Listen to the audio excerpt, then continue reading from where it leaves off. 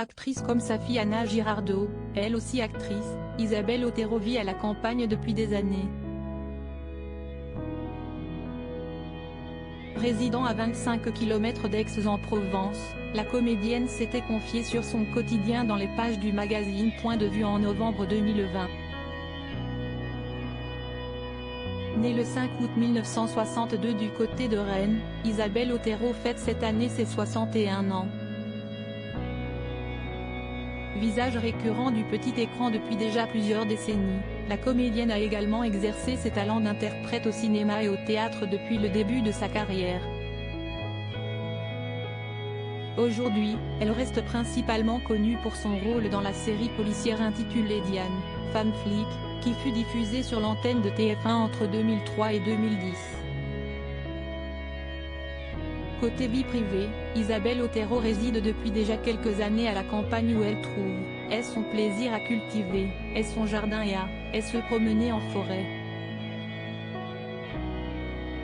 Durant une interview accordée au magazine Point de Vue en novembre 2020, l'actrice avait révélé qu'elle habitait à 25 km d'Aix-en-Provence, où elle se rend parfois pour y voir 2 ou 3 films à la file. Panthéiste, culte de la nature divinisée. Note de la rédaction, j'aime me planter dans mon jardin pour regarder la lune et écouter de la musique chamanique. Spirit Bird de Xavier Reude me fait complètement chavirer. Je me retrouve alors à chanter et danser avec les arbres. Avait aussi révélé le comédienne. Outre le jardinage, Isabelle Otero passe également son temps à dévorer des séries américaines comme Mindhunter, sur les débuts du profilage, ou Unbelievable, qui traite du viol vu par les femmes. Étant à moitié espagnole, je n'ai pas pu échapper à Narcos ni à La Casa de Papel, qui font partie de mes classiques.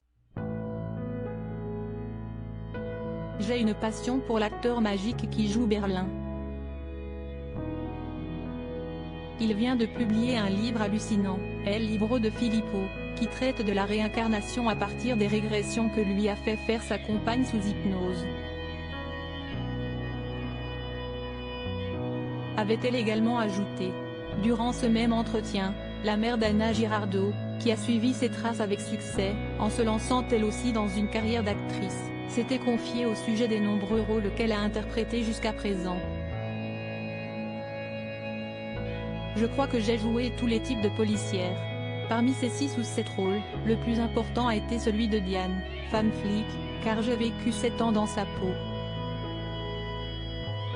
Messi Stickler, son personnage dans Crime Parfait, note de la rédaction, qui me ressemble le plus.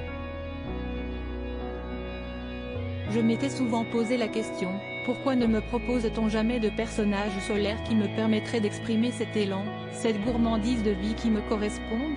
Quand je prépare un rôle, j'aime bien me demander, et si c'était un objet? Claire serait une théière très anglaise.